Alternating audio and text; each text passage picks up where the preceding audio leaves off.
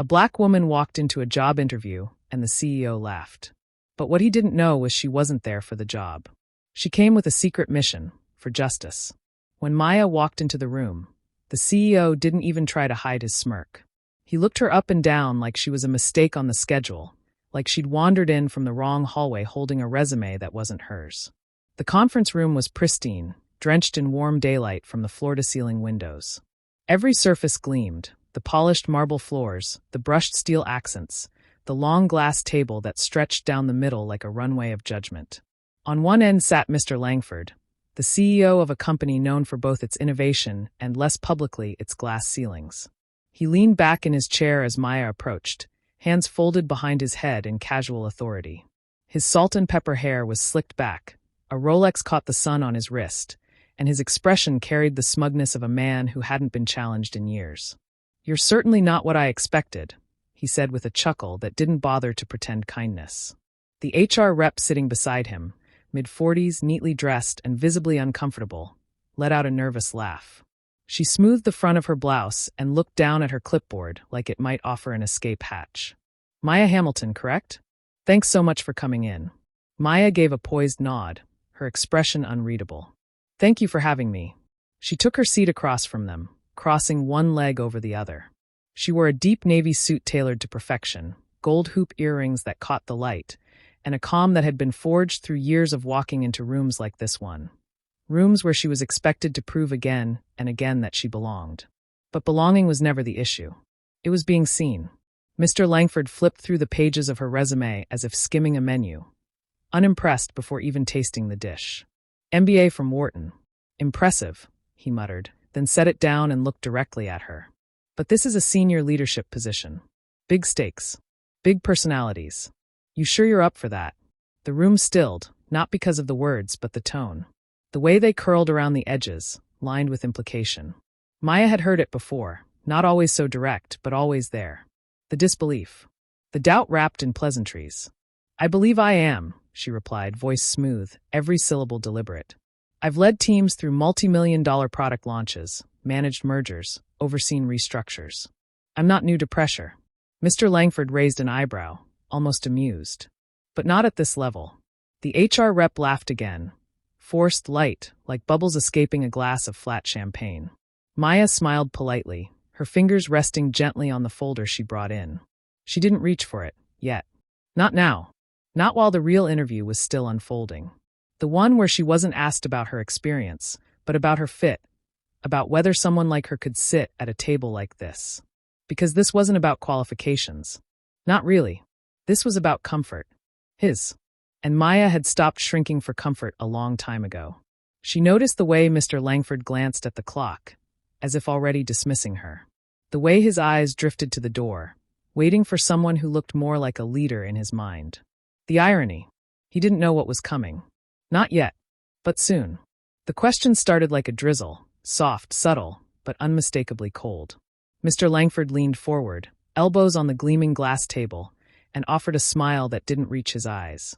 "So Maya, you've never worked this high up before, right?" Maya blinked once, slowly, the kind of pause that measured restraint. "Not at this level, no. But I've led enterprise-wide initiatives across global teams." He cut her off, waving a hand like she was background noise. Sure. But what makes you think you'd fit in here?" The HR rep's head twitched just slightly, as if even she knew that line crossed something invisible. But she didn't speak. Maya shifted in her seat, still poised, still calm. "I've done my due diligence," she said, tapping the leather folder on the table with her index finger. "I understand the culture, the mission, and I've spent the last decade preparing to contribute to both." Mr. Langford gave a single, exaggerated nod. "Due diligence," he repeated mockingly. "Cute." Then, with a chuckle that dripped condescension, he added, "Are you sure you'd be comfortable managing people like us?" The room tilted for a moment, not physically, just an atmosphere. A line had been crossed. And this time it wasn't subtle. For a second, Maya didn't answer. She didn't blink. Her eyes held steady on the CEO's. And in the silence, something shifted in her posture. Not defiance, but power. But still, she stayed quiet. For now.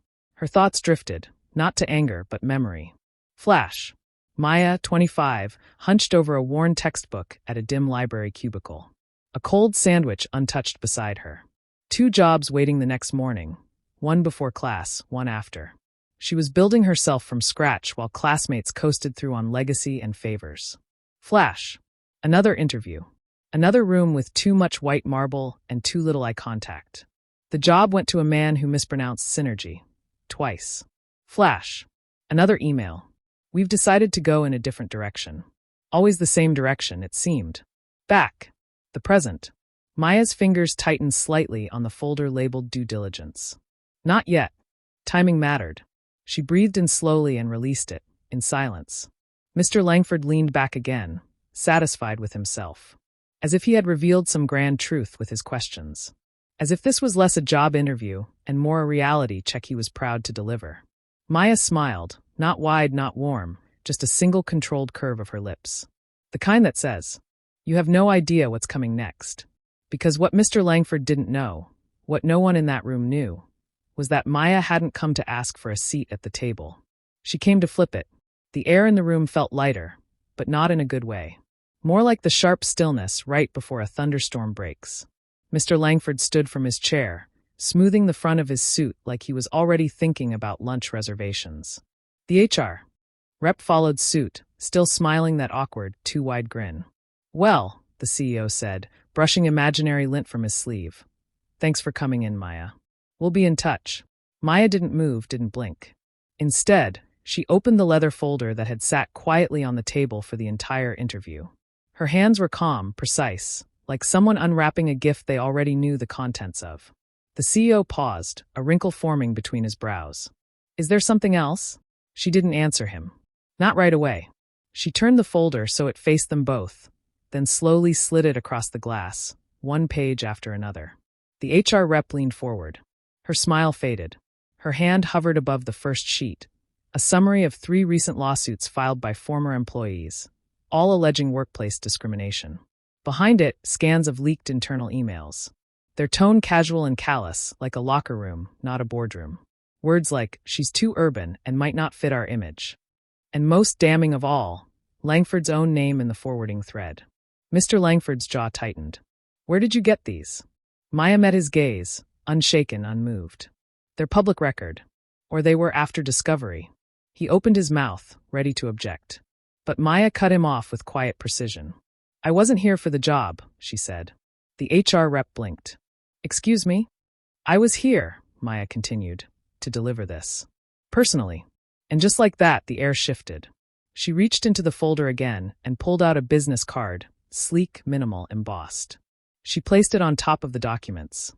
It read, "Maya Jordan, Legal Strategy Consultant, Franklin and Reeves LLP." Mr. Langford stepped back. "You're with them?" Maya nodded. "We've been interviewing your former employees for months. My presence here today, it's Exhibit C." A silence fell so heavy it rang.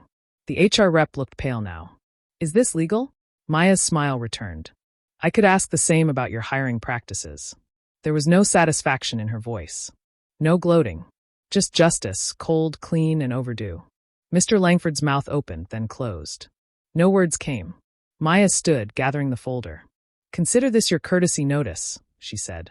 "The lawsuit will be public by Monday." She walked toward the glass doors, heels clicking with the rhythm of a verdict already passed. Langford's voice, smaller now, called after her. "You tricked me." She turned once, her expression unreadable. "No. You laughed. That part was all you." And with that, Maya walked out. Not just of the room, but of the shadow they tried to keep her in. And this time, they were the ones left speechless.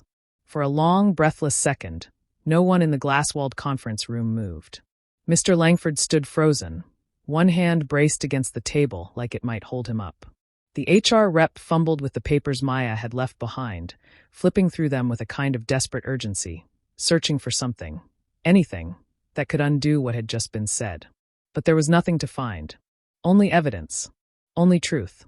And Maya, she was calm, almost serene. She closed the leather folder with a soft, deliberate motion. No rush. No anger. She'd already said everything that needed to be said. The HR rep stood quickly, plastering a strained smile back onto her face. "Well, thank you for coming in, Miss Jordan," she said, her voice brittle like thin glass. We'll let legal handle the rest." Maya gave a single nod and turned away. Her heels clicked rhythmically across the marble floor as she walked out of the boardroom. No one dared follow. No one tried to stop her. The hallway stretched ahead, wide, quiet, gleaming with sunlight from the floor-to-ceiling windows. She moved like she owned every inch of it. And just before reaching the lobby, she paused. A small group sat waiting in the corner. Young, dressed sharp, resumes clutched in their hands. Black professionals, anxious eyes watching the elevator numbers tick down. Hope and pressure stitched into every fold of their suits. One young woman glanced up and locked eyes with Maya. Her mouth fell open slightly. Then she leaned toward the man beside her, whispering something with a trace of awe. "That's her," she said. "She's the one." Maya didn't stop. But she smiled just a little. The kind of smile you give when you've lit a fire in a place that needed burning for far too long. She pushed through the glass doors and stepped into the warm daylight outside. The sun kissed her skin, and the city noise greeted her like an old friend. Behind her, the office tower loomed tall and gleaming. But for the first time, it looked smaller somehow. Inside those walls, silence reigned. Mr. Langford had nothing left to say. His arrogance, once inflated and unchecked, had collapsed under the weight of a truth he could no longer laugh off. His smirk, the one that had greeted Maya, was gone now, replaced with something he hadn't felt in a very long time, fear. And the HR rep, she sat quietly, scrolling through her phone as if hoping no one would ask why she'd let it all happen under her watch. But outside, Maya walked free. No longer just a candidate, or a name in a file. She was a reminder, a reckoning, a mirror held up to power, and a message that whispered through the halls she just left. You don't get to write everyone's story. Not anymore. The sidewalk was warm beneath Maya's heels as she stepped onto the street, sunlight washing her in gold. The towering glass building behind her gleamed like it always had. But today, it didn't feel so tall, not so intimidating. She paused at the edge of the sidewalk, cars humming past, a soft breeze lifting the edge of her blazer. With steady hands, she pulled her phone from her purse. One message. Just one. But it said everything. They caved. Settlement in motion. You did it. Her thumb hovered over the screen for a moment. Then she locked the phone and slipped it away. No whoops of celebration. No fist in the air. Just a slow exhale that seemed to carry every sleepless night, every sidelong glance, every smirk she'd ever swallowed whole in rooms like the one she just left. Maya stood straighter. There was no crowd to cheer. No camera flash or breaking news ticker. But this was a win. Not just for her. For the women who'd come before her. And never got their day. For the ones still sitting in lobbies, adjusting their suits, wondering if today would be fair or familiar. And for the little black girl she used to be, who once stared into a mirror and tried to practice her interview smile, not knowing yet how much harder she'd have to smile just to be taken seriously. That little girl would have been proud. Maya crossed the street, weaving through the noonday foot traffic like she belonged, because she did. In every room, at every table. Behind her, the office stayed silent. Inside, emails were already flying, legal scrambling, reputations rattling. But Maya, she walked forward. Calm, strong, unapologetically herself. Because real justice doesn't always come with a gavel. Sometimes it walks out of the room with its head held high, leaving the door wide open for the next one to walk through.